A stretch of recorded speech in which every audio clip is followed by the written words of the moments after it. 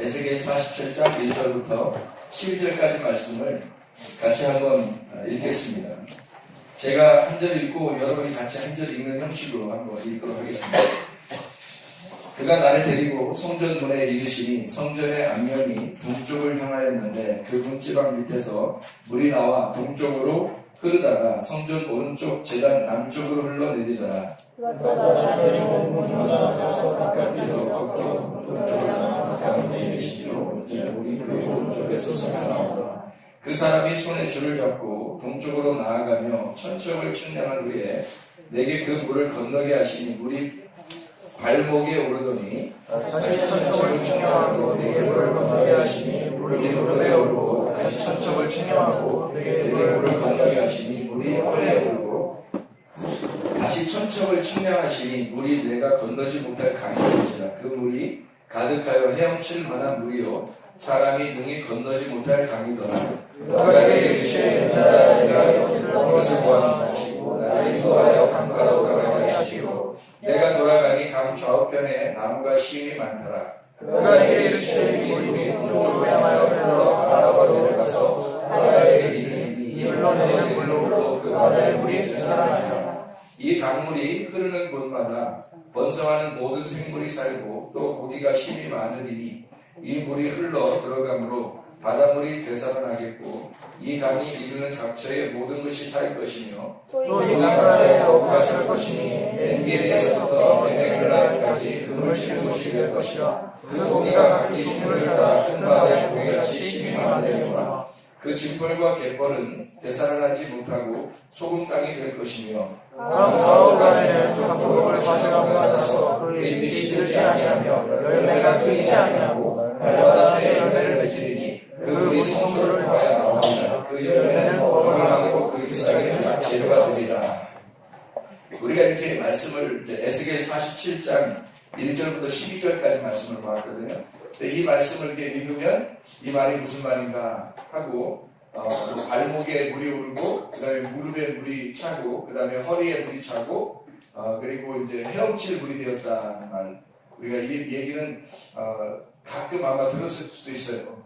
가끔 들었을 수도 있는데 이 말이 어떤 말인지 한번 같이 보자는 거예요. 이 말이 무슨 말인가.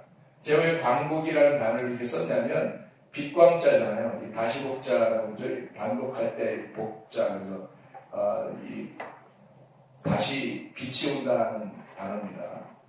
그게 여러분한테 어떤 의미일까? 광복이라는 게. 그럼 빛이 다시 임한다는 얘기는 먼저 뭐가 있었다는 얘기예요. 어둠이 있었다는 얘기죠. 어둠이 있었고 그 다음에 빛으로 다시 왔다는 광복이라고 하니까 어떤 의미예요? 다시 왔으니까. 원래 빛이 있었다는 얘기예요? 없었다는 얘기예요? 있었다는 얘기죠. 원래 빛이 있었는데 어둠이 창조가 되고 그 다음에 다시 빛이 왔다는 얘기예요. 성경적이지 않습니까? 그죠? 그러니까 원래 하나님이 계셨는데 어둠을 창조하시고 그리고 다시 빛을 창조하셔서 어둠을 빛으로 만들었다. 이제 이게 창세기 1장에 나오는 말씀이죠. 그래서 하나님이 하늘과 땅을 만드시고 그리고 어둠이 이 땅에 가득했다가 그 다음에 1장 3절에 빛이 와가지고 이제 그때부터 땅이 다시 부활하는 그런 장면을 설명하는 게 광복이거든요. 그럼 땅이 뭐라 그랬어요? 에레츠라는 땅은 보통 누구를 가리킨다고 했어요? 나를 가리킨다고 했어요. 그러니까 내가 하나님에게 창조되었을 때는 아름답게 선하게 창조되었는데 그런데 이것이 어둠 가운데 다시 있게 되었다. 그래서 이 어둠에 있는 우리를 다시 이 땅을 빛으로 만들어서 환하게 비추어주는 광복이 일어나게 된다. 이것을 뭐라고 설명할 수 있을까요? 구원이라고 말할 수 있겠죠. 그래서 광복이라는 말은 구원이라는 말하고 같다 이렇게 볼 수 있겠죠. 이 구원이라는 말은 거듭났다, 거듭남이라는 말하고 같은 말이겠죠. 그러니까 거듭났다, 구원이다, 그러니까 광복, 같은 말이잖아요. 이게 지금 어둠에서 빛이 왔다는 얘기니까. 그래서 거듭났다는 말은 억압된 데서 우리가 자유하게 되었다. 그래서 어둠이라고 하는 곳에서 빛으로 온 것을 우리는 광복, 구원이라 이렇게 말할 수 있는 거죠. 그래서 이걸 갖다 이제 어둠에서 빛으로 왔다, 이거를 단순히 그냥 이렇게 구원, 광복, 거듭남 이렇게 말하는 게 아니라, 어둠이라고 하는 건 소경이라고 볼 수 있죠. 어둠이라는 건 성경에서. 그럼 소경에서 빛이 됐다는 말은 눈이 떴다는 얘기죠. 눈을 떴다. 그럼 이 소경이라는 것이 어둠이니까, 소경은 성경에서 뭘 설명해 주려고 하는 거예요?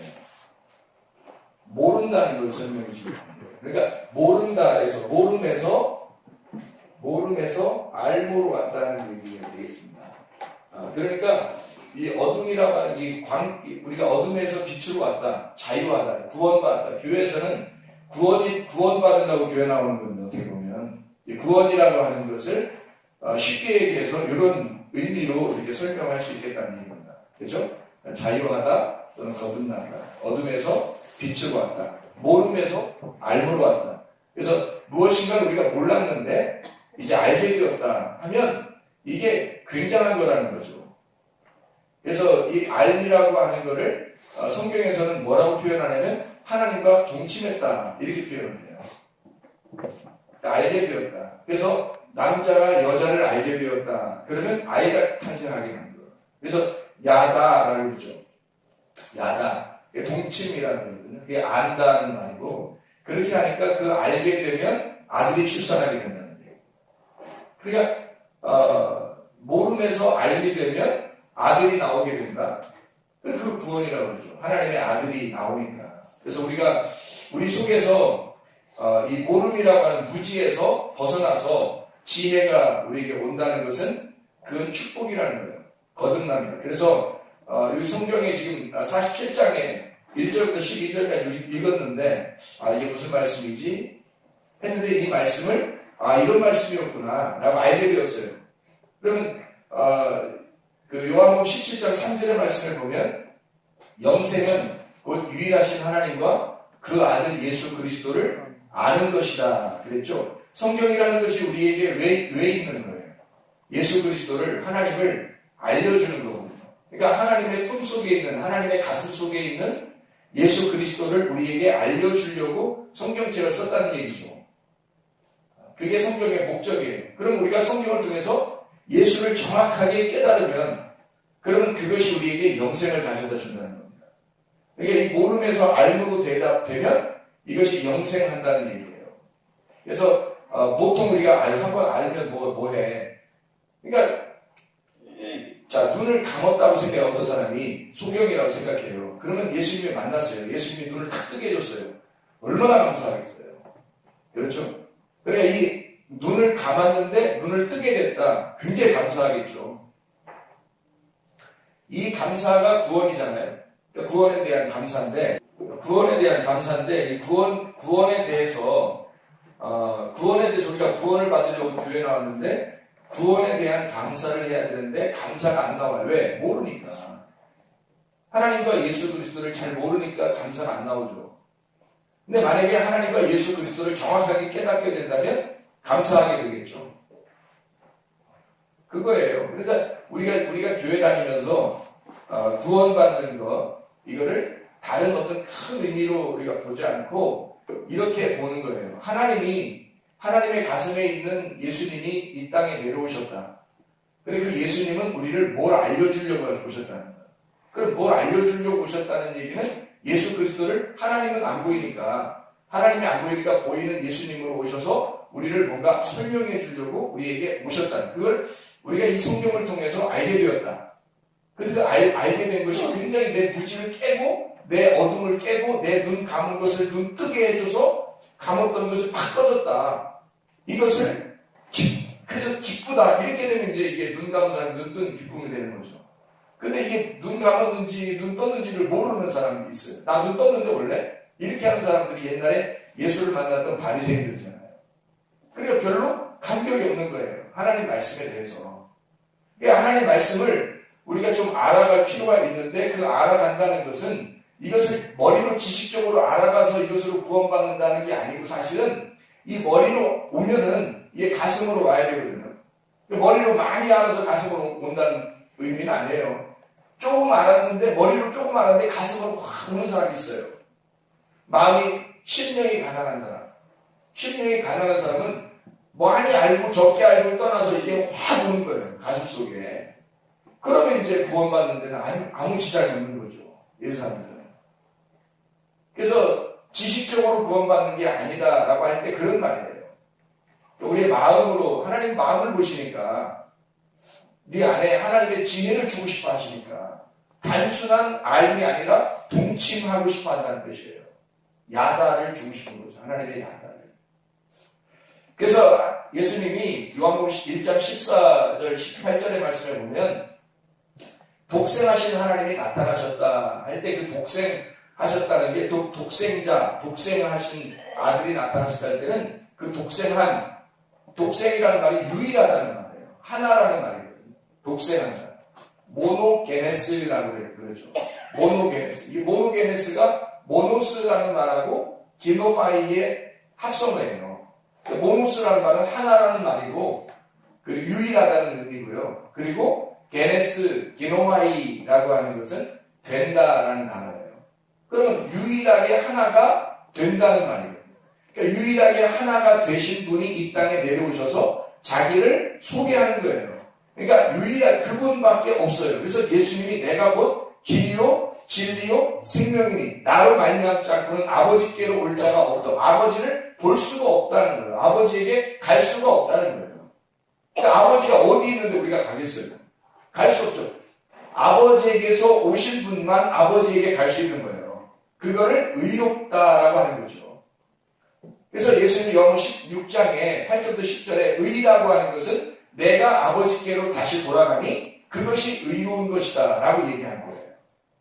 의로움은 거기서 출발해 나오신 분만 거기로 갈 수가 있다는 것을 의롭다라고 얘기하는 거거든요. 그래서 우리가 천상 하나님 앞에 가려면 하나님은 보이지 않으니까 하나님 우리가 모르니까 예수 그리스도를 통해서밖에 못 가요. 그럼 예수 그리스도가 모노게네스로 오셨다. 독생하신 아들로. 그래서 우리가 그 아들, 그 독생하신 아들이 되지 않으면 모노스 게노마이가 되지 않으면 못 간다는 얘기예요. 그럼 그렇게 모노스 게노마이가 되려면 하나로 알아야 되는 거거든요. 하나로 알아야 된다. 그래서 성경에 둘로 나누어 놓고 왜? 하나님과 우리를 둘로 나누어 놓고 하나로 오라는 거예요. 하나로 오라는 얘기는 하나가 뭐라겠어요? 금방 모노게네스 독생자로라는 얘기예요. 둘로는 못 가는 거예요. 그 아들만 하나님 앞에 갈 수 있으니까 둘로는 못 가는 거니까 하나로만 갈 수 있다는 거예요. 그러면 그 예수 그리스도를 내가 안다라고 하면 예수 그리스도를 야다한다는 얘기가 되고 예수 그리스도와 동침하게 되었다 이 말이에요. 우리 이 말 나왔으니까 이왕이면 요한복음 1장 14절 한번 같이 보도록 하겠습니다. 요한복음 1장 14절 1장 14절 한번 봐요. 자, 뭐라고 되어 있냐면 이렇게 되어 있습니다. 요한복음 1장 14절에 말씀이 육신이 되어 우리 가운데 거하심에 우리가 그의 영광을 보니 아버지의 독생자의 영광이요 은혜와 진리가 충만하더라. 여기에 중요한 단어가 있어요. 말씀이 육신이 되어 오셨다. 말씀이 육신이 되어 우리 가운데 거하심이 이렇게 되어 있거든요.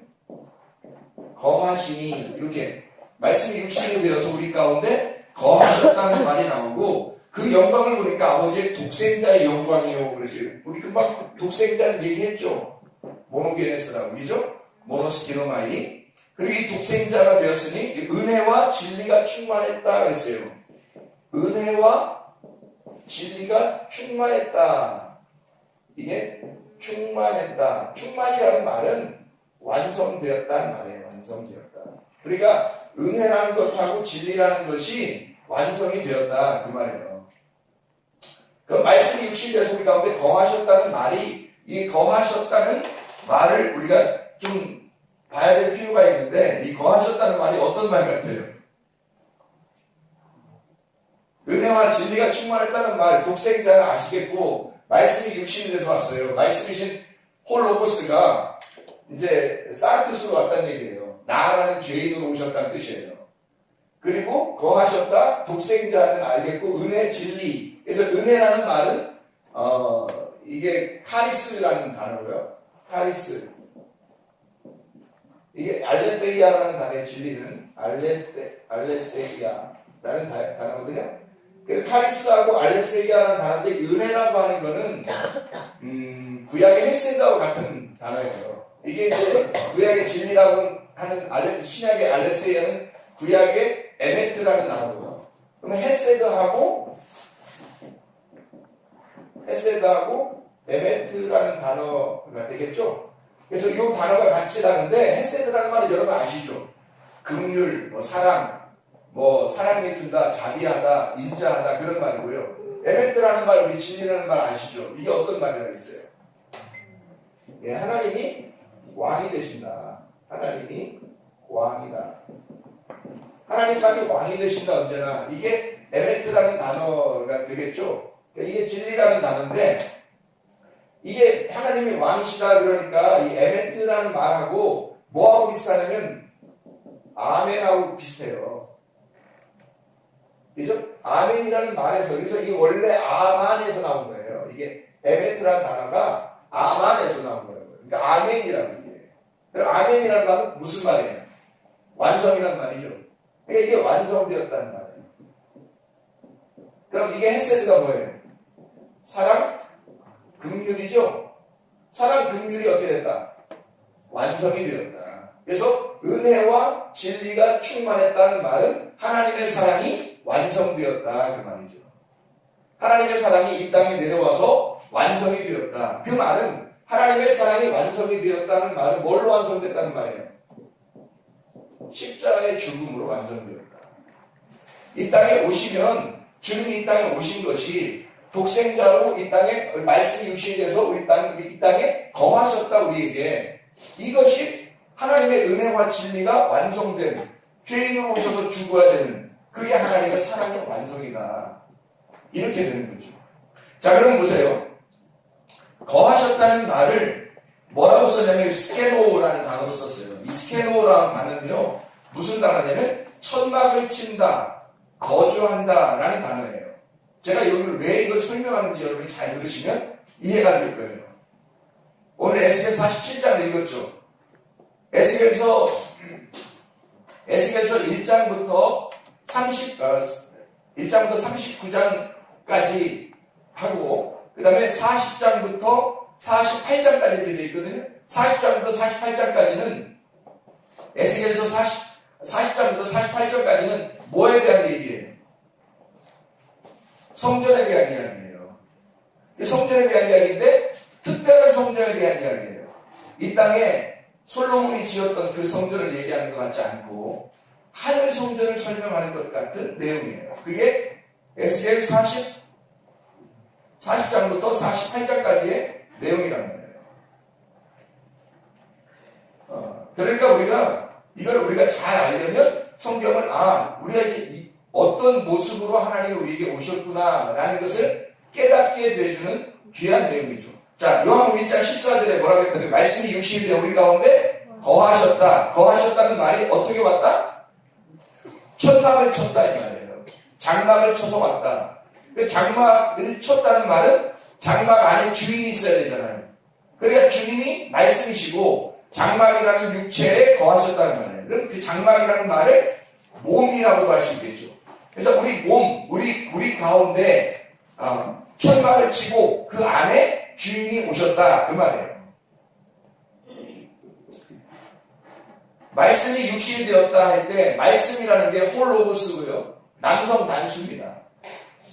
잘 들어봐요. 육체로 오셨다 할 때 그 육체는 사르크스라는 말이고 여성 단수예요.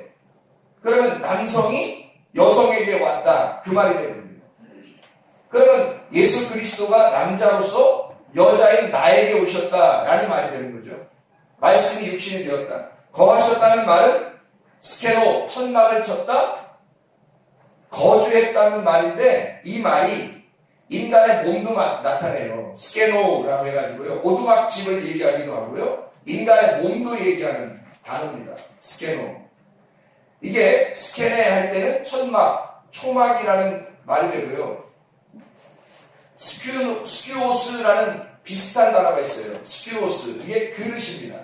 그래서 바울이라는 사람이 우리 보고 어떻게 해요? 너희는 귀한 그릇도 되고 천한 그릇도 될 수 있는데 하나님은 깨끗한 그릇을 사용하신다 할 때 그 너희를 그릇으로 표현할 때 그때 스키오스라는 단어를 쓰는 거죠. 스키아라는 그림자, 어둠, 그늘 이렇게 비슷한 단어가 있어요. 이 말은 무슨 말이냐면 제가 에스겔 47장을 설명해 주려고 지금 요거를 이야기한 거거든요. 그러면 여러분 이제 잘 한번 성경을 한번 보십시다. 어떻게 되어 있는지. 자, 우리가 이걸 아시겠죠? 거하신다는 말은 천막을 쳤다는 말이고, 이게 우리 몸 안에 오셨다 이렇게 볼 수 있다는 얘기겠습니다. 그죠? 그러니까 예수님이 몸을 가지고 오셨다 이렇게 이야기할 수 있겠죠. 근데 그게 봤더니 뭘로 되어 있더라? 천막을 쳤다라는 말이 되어 있더라. 이 그러니까 성경의 구약 성경으로 말하면 성막에 대한 이야기가 되겠죠. 그렇죠? 여러분 이제 오늘 에스겔 47장을 읽으면서 여러분이 에스겔 47장을 읽으면서 어떤 느낌이 들으셨어요? 저는 성경을 예전에 한번 하나님 앞에 기도하는데 하나님이 저에게 이렇게 설명을 해줬어요. 뭐라고 설명해줬냐면 진짜 깜짝 놀랐어요 그날도. 근데 뭐라고 설명했냐면 이 성경은 사람의 모양처럼 되어 있다라고 되어 있거든요. 사람의 모양을 제가 이렇게 제 책에다가도 이렇게 그려놓고 그랬는데 사람의 모양처럼 되어 있다 이렇게. 그래서 사람의 모양이 어떻게 생겼어요? 머리하고 목하고 이렇게 생겼어요. 그래서 여기 위에 부분하고요, 여기 몸 부분하고 다리 부분하고 어떻게 해요? 3등분으로 되어 있는 것 같죠? 그래서 이 3등분으로 되어 있는 거를 이렇게 3등분으로 따지면 자 어떻게 되겠어요? 이게 여기가 지성소, 이게 성소, 이게 뜰이 되겠죠?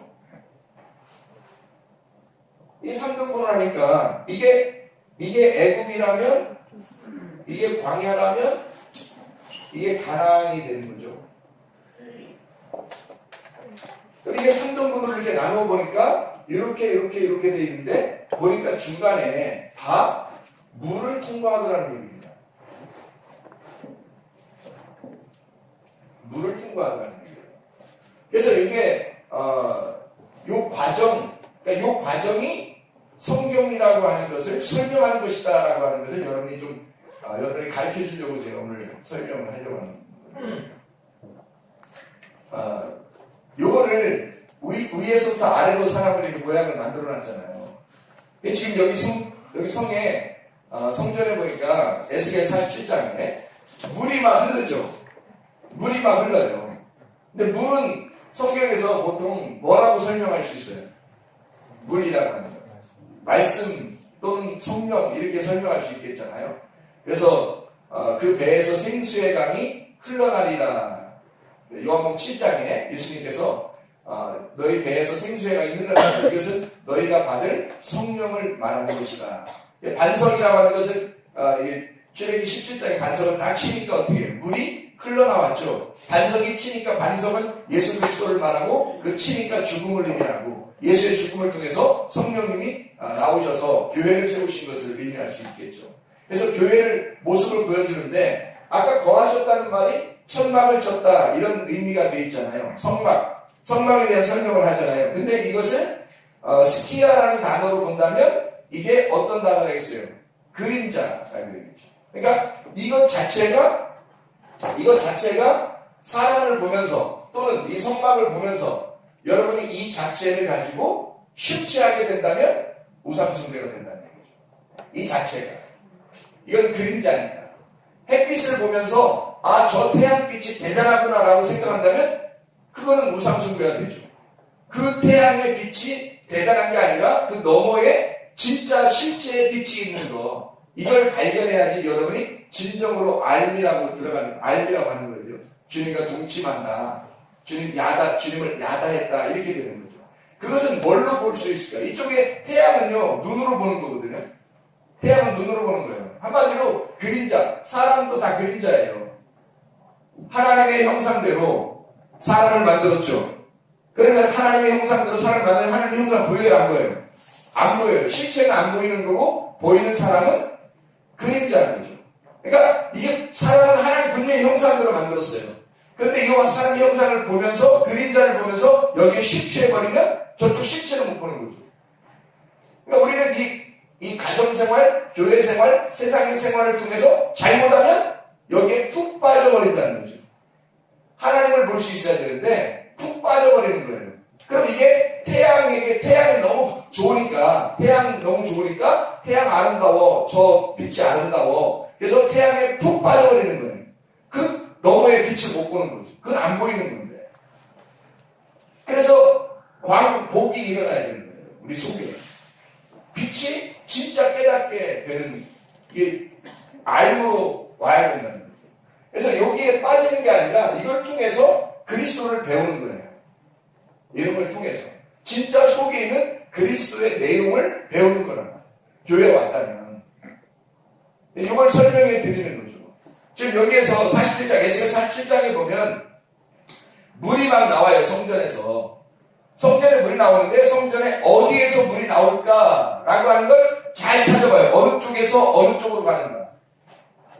어느 쪽에서 어느 쪽으로 가요, 물이. 어느 쪽에서 어느 쪽으로 가는 것 같아요.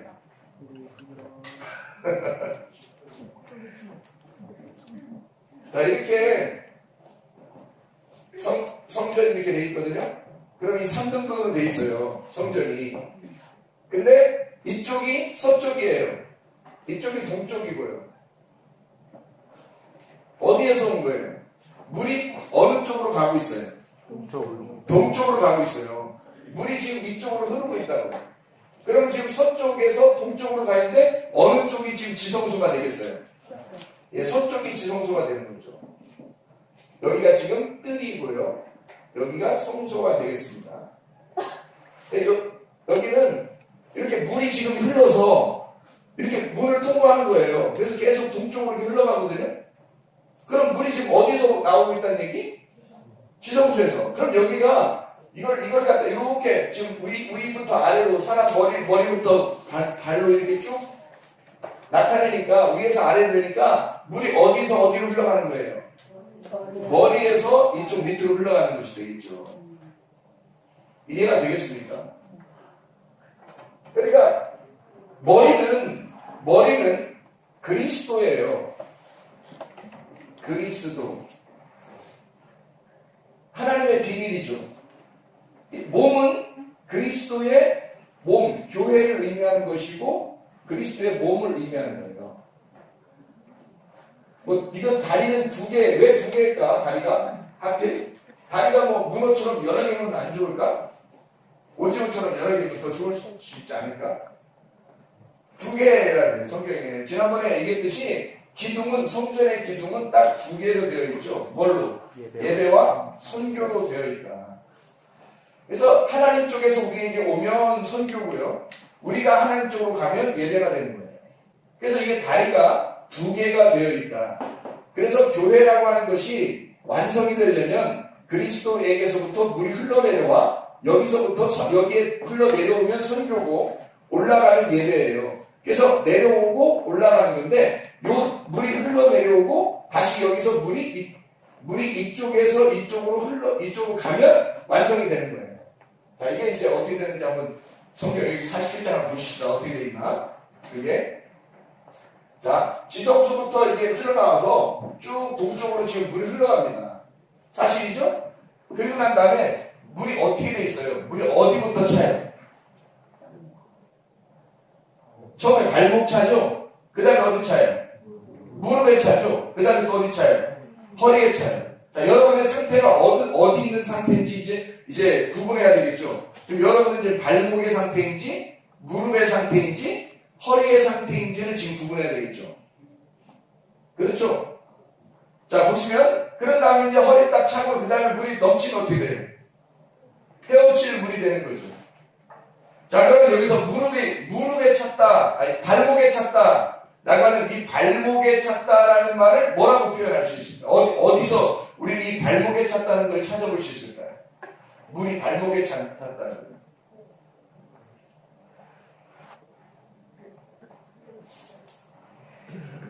물이 발목에 찼다. 우리 성경에 하면 어디 나올 텐데요? 여호수아 3장 15절 요단강 건널 때 그때 발목에 물이 찼다라는 말이 있어요. 여호수아 3장 15절 찾아봐요.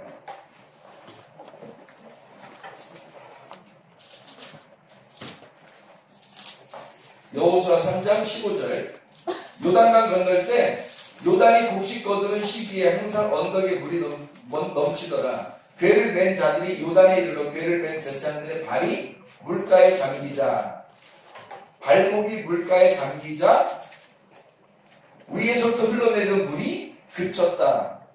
그래서 물이 아담 성읍 변방에서부터 끊어져가지고 물이 딱 말라버린 거예요. 그래서 건널 수 있었던 거거든요. 누구만 발목에 찬 거예요. 법궤를 맨 제사장들만 거기에 발목이 찬 거죠.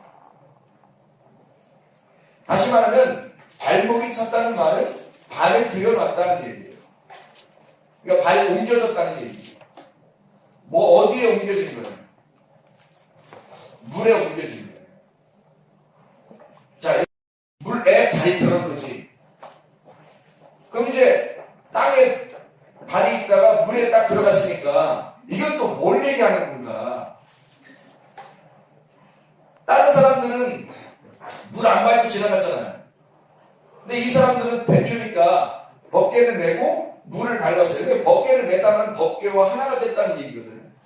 그럼 법궤가 물에 잠겼다는 얘기고, 그럼 물에 발목이 잠겼다는 얘기는 법궤가 잠겼다는 얘기고, 이 법궤가 잠겼다는 얘기는 내가 아니라 주님이 잠겼다는 얘기가 되겠죠. 그러니까 이게 사람 모습이 나의 모습도 되지만 이게 지금 누구의 모습이에요? 그리스도의 모습이에요. 그래서 여기를 교회, 성소를 그리스도의 몸이라고 표현할 수 있는 거예요. 그러니까 이게 그리스도의 머리로부터, 지성소로부터 물이 흘러내려온다는 거죠. 물은 성령의 말씀 혹은 말씀의 성령 이렇게 표현할 수 있단 말이죠. 물이라고 하는 거예요. 자, 그것도 한번 써줘. 물은 성령, 말씀 이렇게 써서 요게 내려간다는 얘기예요. 그럼 보세요. 발목에 물이 찼다. 근데 그 다음에 물이 어디로 차요? 무릎에 차죠. 무릎에 찼다는 무릎이라는 말이 어디 좀 무릎을 꿇었다, 뭐 무릎을 꿇고 기도했다, 뭐 이런 얘기도 나오죠. 무릎을 꿇고 기도한 사람이 있어요. 누구요? 뭐 다윗, 솔로몬, 뭐 다니엘, 뭐 이런 사람들은 무릎을 꿇고 하나님 앞에 기도하죠. 그리고 무릎을 꿇었다. 근데 물이 옆에 있었어요. 물이 있는데 거기에 무릎을 꿇고 물을 마신 자들이 있어요. 기도원의 300용사 때 그때 나오는 무릎을 꿇고 라는 말이 있어요. 다시 말하면 스스로 나를 꺾어서 그리스도에게 내가 복종하려고 스스로 나를 꺾고 그리스도에게 복종하고자 하는 자들인데, 스스로 나를 꺾고 자, 스스로에다가 제가 강조점을 왜 두겠어요? 스스로니까. 무릎은 누가 꺾어주셔야 돼요. 주님이 꺾어주셔야 돼요. 근데 스스로 무릎을 꿇은 자들, 그럼 안 되죠. 그래서 사사기에서 7장에 보면 7장 5절 6절 여호수아 다음에 있어요. 이게 사사기서 7장 5절 6절의 말씀을 보면 이에 백성을 인도하여 물가에 내려가매 여호와께서 기드온에게 이르시되 누구든지 개가 핥는 것 같이 혀로 물을 핥는 자들을 너는 따로 세우고 또 누구든지 무릎을 꿇고 마시는 자들도 그와 같이 하라 하시더니 손으로 움켜 입에 대고 핥는 자의 수는 300명이요 그 외의 백성은 다 무릎을 꿇고 물을 마셨다. 아까 제가 왜 스스로 무릎을 꿇었다 라는 말을 왜 했는지 아시겠죠? 스스로 무릎을 꿇은 자들. 광야교회에서 스스로 나를 꺾는, 광야교회에 스스로 나를 꺾는 자들, 나를 꺾고 스스로 하나님 앞에 기도 생활하는 자들. 그럼 무슨 말이 될 수 있을까? 이게 완성일까? 아니면 지금 과정일까? 과정이라겠죠. 지금 발목도, 지금 무릎도, 그 다음에 허리도 과정이란 말이에요. 헤엄칠 물이 돼야 된다는 거지. 그래서 물을 지금 이렇게 저 일부러 써놨거든요. 자, 허리에 물이 찼다? 에스겔 37장에 보면 허리에 물이 찼다 그러는데, 허리에 좀 이렇게 문제가 생긴 사람이 하나 있어요. 누구예요? 허리에 문제가 생긴 사람. 아브라함, 이삭, 야곱이 허리에 문제가 생겨요. 어디에서 성경에 이게 나올까요? 창세기 32장. 창세기 32장이면 야곱이 가족들을 다 데리고 나오다가 에서 형을 만날 때 너무 무서워서 하나님 앞에 기도하게 되는 장면에서 허리를 꺾이게 되죠. 근데 여기서는 자기가 꺾은 게 아니라 하나님이 꺾어버린 거예요. 하나님이 꺾어버리고 자기가 스스로 허리가 다시 고쳐지거나 그러지 않았어요. 죽을 때까지 허리가 꺾인 상태에서 살았다고. 그 허리가 꺾인 상태의 야곱을 이스라엘이라고 그러는 거예요. 허리를 꺾어놓기 전에는 이스라엘이라고 하지 않았다고. 그냥 야곱, 네 이름이 뭐냐? 야곱입니다. 허리를 꺾어놓고 난 다음에 이스라엘이라고 고쳐라. 그리고 고쳐놓은 다음에 너 몸을 고쳐주지 않고 죽을 때까지 허리가 꺾인 상태에서 이스라엘로 살아가는 거예요. 자, 하나님은 우리에게 뭘 설명해 주려고 하겠죠, 그죠? 뭘 설명해 주려고 하는 거겠죠.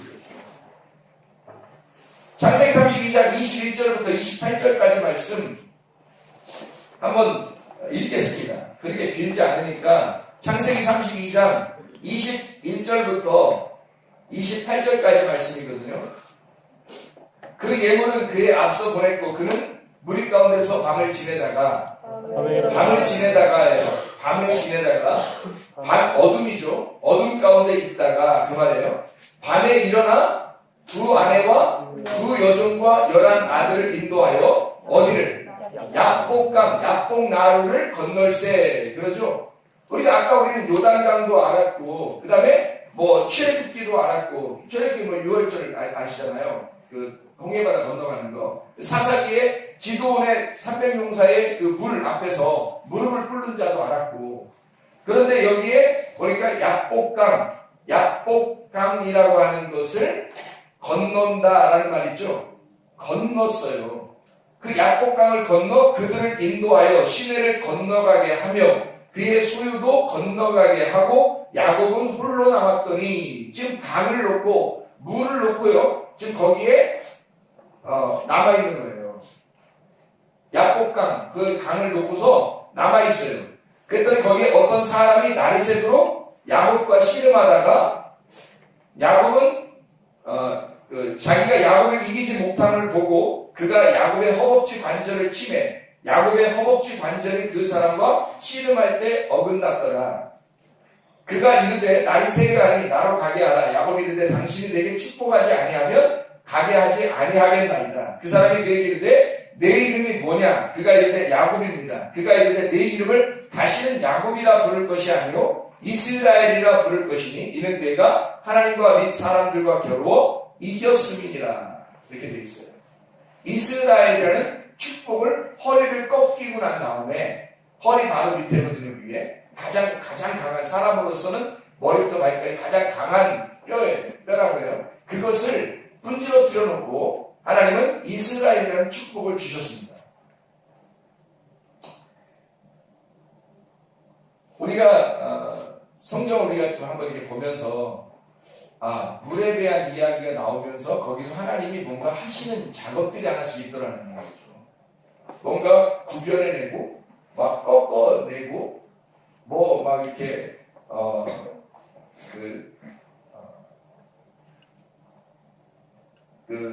요단강을 건널 때 그 심판을 의미해서 그 법궤를 메고 발목에 잠겨서 자기들이 죽음을 감수할 때 뒤에 사람들이 물 하나도 묻지 아니하고 건넜다. 만약에 물이 좋은 의미라면 이렇게 좋은 의미라면 그걸 묻어야 돼요? 아니면 안 묻히고 건너가야 돼요?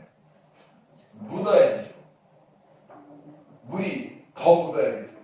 그런데 이게 좋은 의미가 아니니까 뒤에 사람들은 안 묻히고 건너갈 수 있는 거예요. 하나 마른 땅을 지나갈 수 있는 거예요.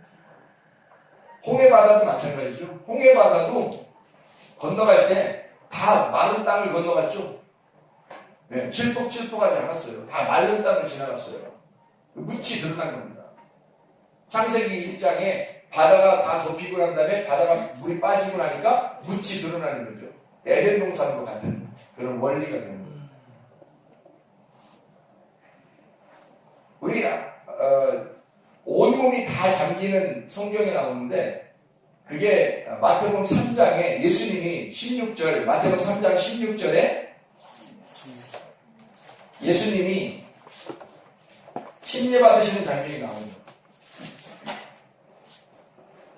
마태복음 3장 16절 예수께서 침례를 받으시고 곧 물에서 올라오실새 하늘이 열리고 하나님의 성령이 비둘같이 내려 자기 위에 임하심을 보시더니 자 물속에 내려갈 때 하늘문이 열렸어요? 아니면 물에서 올라올 때 하늘문이 열렸어요? 올라올 때. 그러면 물이 묻었을 때 물이 물속에 잠겨있을 때 물에서 벗어날 때 물에서 벗어날 때 하늘문이 열리잖아요. 그럼 여기서 물이라고 하는 건 지금 좋은 의미로 쓴 거예요? 뭔가 좀 안 좋은 의미로 쓰는 거예요? 안 좋은 의미로 쓰는 거예요. 그러면 말씀이 육신이 돼서 오셨다고 할 때 우리 가운데 거하시는 건 이유가 어떤 거예요? 물속에 잠기려고 오셨다는 얘기예요. 그럼 거기서 벗어날 때는 하늘문이 열리는 거죠. 그럼 여러분과 제가 말씀에 의해서 물에 의해서 여러분이 잠길 때는 안 보이다가 물에서 벗어나게 되면 이게 뭔가 보이게 되겠죠. 그렇죠? 뭔가 열리게 되겠죠. 이런 게 구원이었구나. 이게 천국이었구나. 비로소 깨닫게 되겠죠. 그런 얘기예요. 그럼 여기서 헤엄친다는 말은 좋은 의미겠어요? 나쁜 의미겠어요? 에스겔 47장에 헤엄친다는 말. 지금 여기 침례를 받으신다는 건 여러분이 분명히 뭐라겠어요? 나쁜 의미겠어요. 나쁜 의미가 아니죠. 원래는 침례받는 게 물속에 들어갔다가 나오면서 부활하는 것을 의미하는 거니까 물속에 들어간 것만 얘기하는 게 아니에요. 물로만 따지면 죽음을 의미하는 거고요. 나올 때는 어떻게 해요? 부활을 의미하는 거죠. 그러면 여러분 사도행전 2장에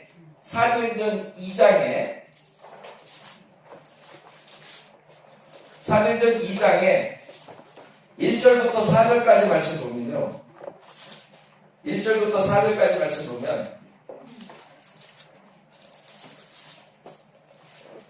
오순절 날이 이름에 그들이 다 같이 한 곳에 모였더니 호련히 하늘부터 급하고 강한 바람 같은 소리가 있어 그들이 앉은 온 집에 가득하여 마치 불의 혁처럼 갈라지는 것들이 그들에게 보여 각 사람 위에 하나씩 임하여 있더니 그들이 다 성령의 충만함을 받고 성령이 말하게 하심을 따라 다른 언어들로 말하기를 시작하니라 라고 되어 있거든요. 그럼 이 날은 좋은 날이에요? 나쁜 날이에요? 좋은 날이에요. 왜 좋은 날이라고 여러분 그랬어요? 네. 성령의 충만함이 임하니까 좋은 날이죠. 그러면 여러분 성령 충만이라는 게 뭐예요? 네. 우리 이제 좀 잘 생각해 봐야 되겠죠. 헷갈리지 않게. 지금 아까 우리가 발목에 물이 차고, 그 다음에 무릎에 물이 차고, 허리에 물이 차고, 그 다음에 헤엄칠 물이 됐어요. 헤엄칠 물이라고 하는 건 주님의 칭례받으심과 같은 얘기다. 이런 의미를 얘기한다 그랬죠. 근데 그 헤엄치는 것이 결코 좋은 거다, 즉 나쁜 거다. 나쁜 거다라고 얘기하고 여러분이 분명 아까 얘기할 때, 그 다음에 사도행전 2장에 또 좋은 거다라고 얘기해요. 그럼 사도행전 2장에 나와 있는 말은 원래 어디에 있었던 말이에요? 여기 사도행전 2장에 성령 충만 받고 나서 베드로가 설교를 해요. 오순절날 설교하는데 이게 어디 설교를 갖다가 하는 얘기예요? 요엘서 2장. 사도행전 2장은 요엘서 2장하고 같이 봐야 되겠죠. 근데 요엘서 2장에는 좋은 말이 있어요? 없어요? 하나도 없어요. 거기 여호와의 크고 두려운 날이 임할 때 아주 그냥 큰 징조가 임할 것이고 어마어마한 일들이 일어날 것이고 너희들은 다 심판을 경험하게 될 것이다 라는 얘기가 써 있어요. 그렇죠? 그럼 요엘서 2장은 분명히 어마어마하게 무서운 이야기가 써 있는데 그 이야기가 어디에 지금 이루어졌다는 얘기예요? 사도행전 2장에 이루어졌다는 얘기예요. 그러면 어마어마하게 무서운 이야기가 사도행전 2장에 보니까 어마어마하게 즐거운 일이었다는 거죠. 그렇죠? 어마어마하게 무서운 이야기가 어마어마하게 즐거운 이야기로 바뀌었다는 얘기예요. 자, 그러면 바뀌었다고 하지 말고 어마어마하게 무서운 이야기가 어마어마하게 즐거운 일이구나 라고 같이 한번 생각해 보라고. 자, 요엘서 2장이 사도행전 2장이라는 건 금방 우리가 아시겠죠? 근데 이쪽은 심판을 의미하는 거였고 이쪽은 구원을 의미하는 거였단 말이에요. 그러니까 우리가 지금 같다고 표현하니까 얼마나 편해요. 그렇죠? 그러니까 심판이 곧 구원이었구나. 그러면 여기서 우리가 물이 아까 우리가 생각할 때 물이 다 잠기면 뭐라고 말할 수 있을까? 자, 발목에 잠겼어요. 무릎에 잠겼어요. 허리에 있는 야곱강에서는 허리를 끊어버려요. 하나님, 이스라엘, 야곱을. 그래서 허리를 끊을 때 비로소 이스라엘이 된다 그래요. 그럼 허리가 끊겨서 계속 이렇게 다니면 생각을 해보시라고. 그게 여러분 아름다운 모습이겠냐고. 아니라고. 겉으로 볼 때는 흠모할 만한 것이 하나도 없을 때, 겉으로 볼 때는 무능해 보일 때, 가장 낮아질 때, 소경이라고 자기가 인정될 때, 내가 아무것도 아니구나, 나는 죽은 자이구나라고, 나는 죽은 자입니다라고 인정될 때, 그때 하나님은 그 사람을 이스라엘이라고 표현하는 거예요. 야곱이 이스라엘이 됐을 때 전혀 허리가 안 고쳐졌어요. 계속 그 상태로 다녔다고요. 죽을 때까지. 그 말은 하나님의 선하심은 우리가 가장 악하다고 인정할 때 그 악함 속에서 선함이 온다는 얘기예요. 그럼 여기서 물이 찰 때 보세요. 어디서부터 물이 갔어요? 예, 여기 서쪽에서 동쪽으로 지금 물이 가요. 그 말은 지성소라고 하는 머리로부터 물이 밑으로 내려가고 있다는 얘기를 의미하는 얘기죠. 밑으로 내려가서 하나씩 보세요. 밑으로 내려가가지고 여기서부터요. 다시 물을 끌어올리는 거예요. 위에서부터 물이 갔죠. 물이 갔는데 여기서부터 지금 발목이 차죠. 허리가 차죠. 그 다음에 머리 위에까지 다 차잖아요. 자, 잘 생각해 보시라고. 자, 처음에는 발목이 차잖아요. 그 다음에 이제 무릎이 차죠. 그리고 허리가 차죠. 그 다음에 머리 끝에까지 물이 다 차잖아요. 그럼 이게 뭐예요? 죽음을 의미하는 거잖아요. 발을 들여놨다. 자, 보세요. 발을 들여놓은 걸 어떻게 표현할 수 있는지 한번 해봅시다. 자, 여기에 애굽 지성소, 가나안 광야 애굽 그 밑에 뭐가 있을까? 바다가 있는 거예요. 바다. 자, 요한계시록의 21장 22장에 보면 하늘나라에 가면 바다가 있다 없다? 없다라고 하는 바다가 여기에요. 바다가. 그러면 여기에서 건져냈다라고 하는 것은 여기서부터 건져낼 때 발을 여기 이쪽으로 옮길 때 발을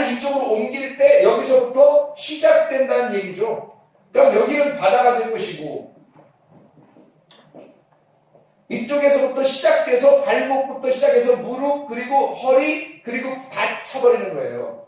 이것이 이제 밑으로 물이 흘러내려가서 이 바닥까지 살린다는 얘기가 47장, 에스겔 47장에 나와 있는 얘기예요. 이 바닥을 살려서 물을 갖다 끌어올리면 어떻게 해요? 발목, 무릎, 허리, 머리까지 오는 거예요. 다시. 그러니까 물이 여기서부터 흘러내려가는 건 분명히 얘기죠. 흘러내려가서 여기서부터 다시 물을 하나씩 끌어올려서 사람에게 물을 채우는 거예요. 물을 다 채우면 어떻게 된다고? 죽는 거예요. 물을 다 채우면 죽는 겁니다. 그 죽음이 완성입니다. 여러분이 교회에 나온 것은 결국 어떻게 보면 뭐 때문에 나온 거다? 죽으려고 나온 거다. 이해가 되십니까? 그러니까 이 물이 바다로부터 다시 시작해서 우리를 바다로부터 끌어내서 땅으로 올렸어요. 그게 뜰이라고. 거기서부터 계속 발목, 그다음에 무릎, 허리, 머리 해서 다 물을 끌어서 완전히 물에 잠겨버리면 죽는 거라고요. 그 죽는 날이 요엘서 2장에는 너희가 죽는 날이라고 했던 거고 사도행전 2장에는 그 날이 사는 날이라고 얘기하는 거예요. 이해가 되겠습니까? 똑같은 말이잖아요. 하나님의 입장에서는 너희가 죽는 날이야 라고 얘기하는 것과 너희가 사는 날이야 라고 얘기하는 것이 같은 거라는 거지. 너희가 심판을 반드시 당할 거야 라고 하는 말하고 너희가 반드시 내가 너를 구원할 거야 라는 말은 같은 말이야. 이해가 되겠습니까? 그래서 이 사람을 통해서 가만히 보니까 여기 사람을 보세요. 잘 보이나 모르겠네. 자, 사람을 이렇게 보니까 사람이요. 이게 자 봐요. 바다에서 땅이 이렇게 나왔죠. 바다에 땅이 나왔죠. 이게 이렇게 거꾸로 해가지고 뜰, 성소, 지성소가 뜰부터 여기 뜰부터 쭉 나오는 거 봤어요? 바다에서 지금 어떻게 나왔다고요? 바다 이쪽이니까 지성소가 이쪽일 거 아니에요. 그러면 바다에서 쭉 빼려면 어디부터 나오는 거예요? 어디부터 나와요? 지성소부터 나오는 거죠. 그럼 지성소가 아까 뭐라고요? 머리라고. 그러면 이 바다라고 하는 곳에서 우리를 빼내려면 어디부터 나와요? 어디부터 나와? 엄마 뱃속에서 애기가 나올 때 다리부터 나오는 애들 봤어요? 어디부터 나와요? 머리부터 나오게 돼 있어요. 왜 머리부터 나오도록 하나님이 그렇게 창조하신 줄 알겠어요? 그냥 왜 다리부터 나와도 살도록 만들 수 있죠. 근데 안 된다고요, 그게. 하나님의 그 법칙에서 어긋난다고요.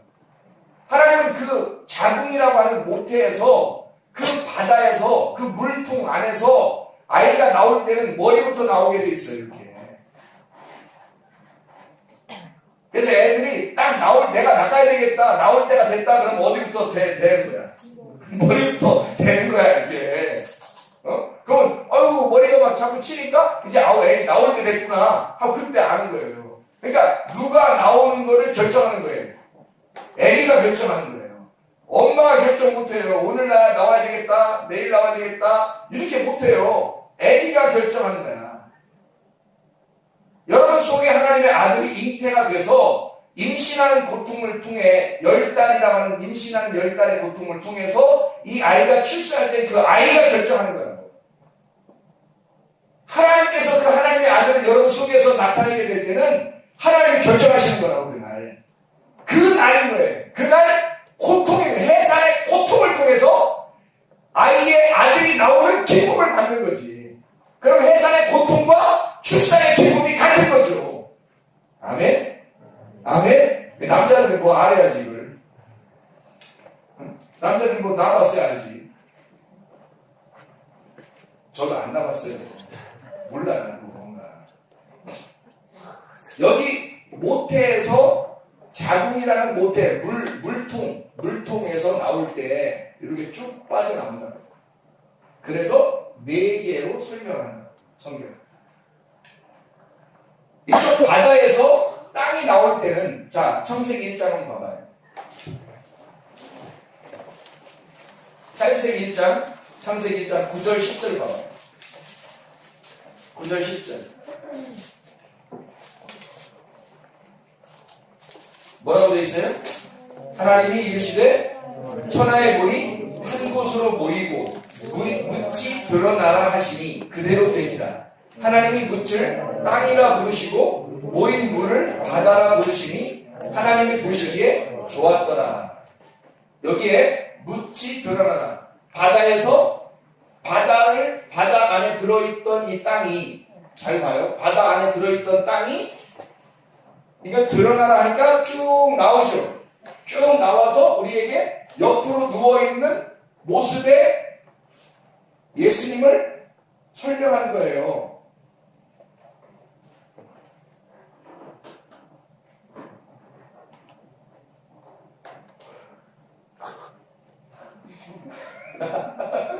그 진짜 이쪽에다 이렇게 바다에서 모태에서 나온 자국에서 나온 이 땅을 세 개의 단계로 설명하는 거잖아요. 그래서 이 땅을 결국에는 물이 이쪽으로 와서 여기 바다물에서 나왔는데 위에 있는 물이 여기 지성소부터 위에 있는 물이 나와가지고 위에 있는 아들이 결정하는, 하나님의 아들이 결정하는 그 물, 그 성령, 그 말씀, 이것이 결정해서 이쪽 가서 이 바닥까지 정화를 시켜 아래에 있는 물을 깨끗하게 만들고 다시 위로 발목, 무릎, 허리, 머리까지 다 덮어버리면 죽음이 온다. 그럼 이 다 덮어버리면 헤엄칠 물이 된다 해서 헤엄친다. 헤엄친다는 말은 막 이런 수영을 의미하는 의미가 아니라 헤엄칠 물이라고 하는 건 다 잠겼다는 말이잖아요. 잠겼다는 말이에요. 잠겼다. 이것은 죽음을 의미하는 거고 이 죽음은 부활을 의미하는 것이다. 이걸 구원이라고 합니다. 이해가 되겠죠? 그래서 이렇게 나와가지고 이것이 이 모습을 지금 4개의 모습을 설명하려고 한 것이었다. 성경. 여기 보세요. 하나만 설명하면 마칠게요. 에스겔 47장 한번 돌아가 보겠습니다. 에스겔 47장.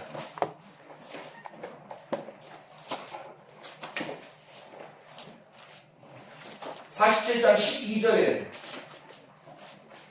에스겔 47장 12절.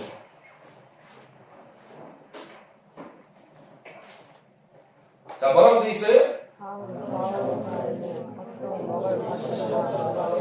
시들지 아니하며 열매가 끊이지 아니하고 날마다 열매를 맺지 우리 성소를 통하여 나옵니다. 그 열매는 먹을 만하고 그 잎사귀 약재료가 되리라.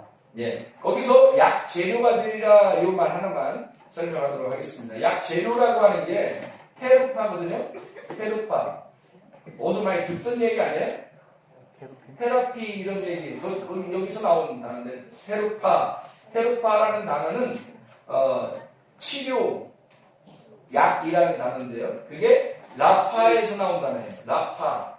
여호와 라파 할 때, 라파, 그 라파 아시죠? 그 라파라고 하는 게 고친다, 치료한다, 소성한다, 온전하게 만들어낸다 라는 단어입니다. 잎사귀가 우리를 치료한다는 거예요. 그럼 여러분, 이 말이 에스겔 47장 12절에 있는 말이 어디서 많이 보던 말씀 같지 않아요? 어디서 많이 보던 말씀 같지 않아요? 어디서 많이 보는 거예요? 요한계시록 22장 2절에 나와 있는 말씀, 요한계시록 22장 2절의 말씀이에요. 요한계시록 22장 2절의 말씀. 자, 뭐라고 되어 있어요? 길 가운데로 흐르더라. 강 좌우에 길 가운데로 뭐가 흘러요? 물이 흘러요. 22장 1절에 생명수 물이 흐르잖아요. 아까 우리 에스겔 47장에 있는 말하고 비슷하죠. 물이 흘러내려가잖아요. 그래서 머리부터 물이 흘러내려가는 그 물이 있었고 그 물이 다 소송케 했다는 거죠. 그 물이 다 살려낸다는 겁니다. 그렇죠? 네. 그리고 22장 1절에 보니까 생명수가 흘러나와서 그 길 가운데로 길 옆으로 지나야지 나무가 살지 어떻게 길 가운데로 지나고 있어요. 사람들 못 지나다니죠.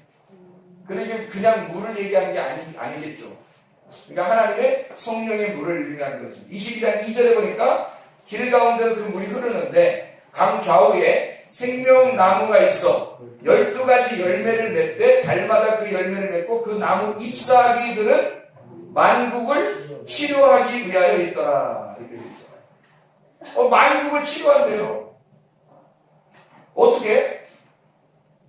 하늘나라에도 뭐 병나는 사람 있나요? 하늘나라에? 없죠. 하늘나라에는 병나는 사람 없잖아요. 근데 왜 만국을 치료하기 위해서 잎사귀가 있느냐는 거예요. 나무의 잎사귀를 한번 잘 생각해봐요. 마지막 설명하겠습니다 하고 난 다음에 제가 뭘 그렸어요?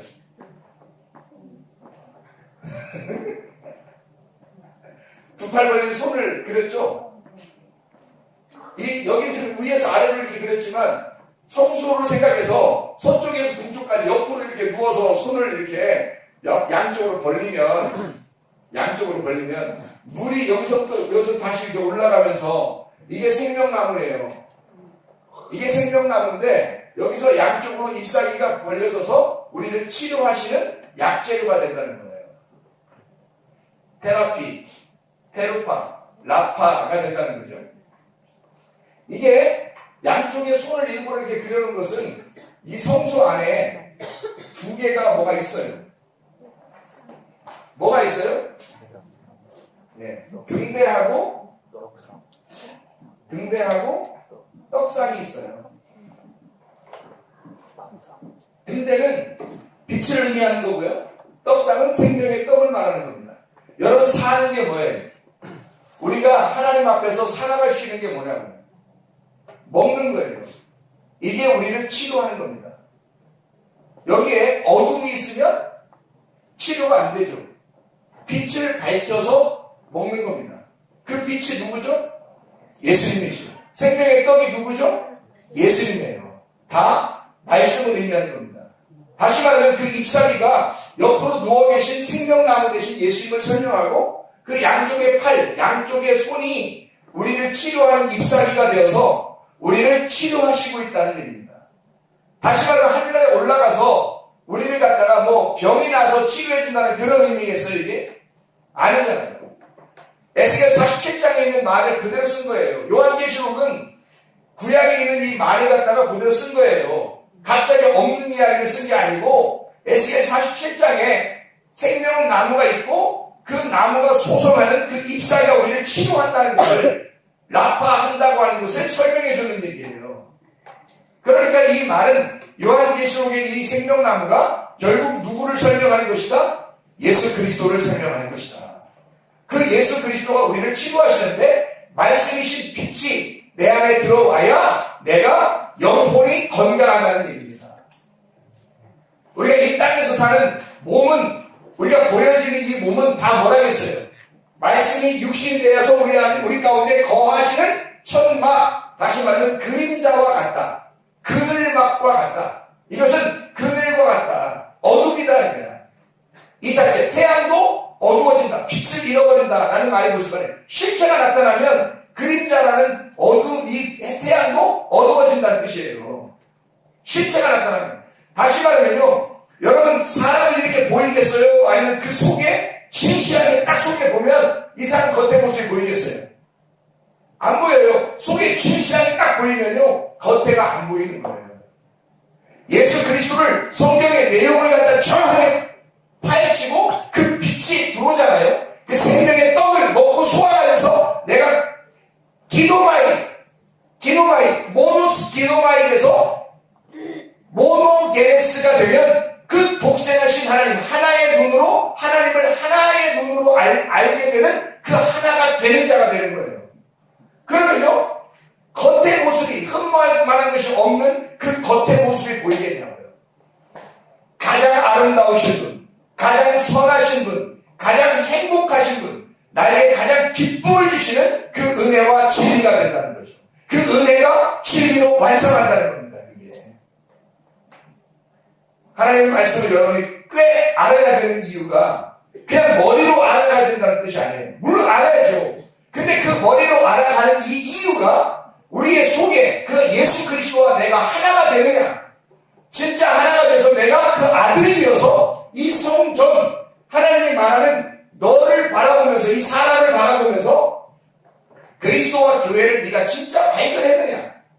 속에 있는 하나님의 말씀, 그 내용, 너에겐 정말로 치유가 일어나고 있느냐? 네 속에. 아니면 아직도 어두운가? 아직도 먹을 게 없는 생명의 빛을 주십시오. 하나님은 내게 먹을 것을 주십시오. 내게 생명의 빛을 주십시오. 그래서 먹고 그 밝은 빛 안에서 내가 말씀을 먹게 해주십시오. 그 말씀을 이해하게 해주십시오. 그 내용을 깨닫는. 그래서 예수 그리스도를 알아가는 사람, 진짜 그리스도와 하나 된 사람들이 되시기를 바랍니다. 기도하겠습니다.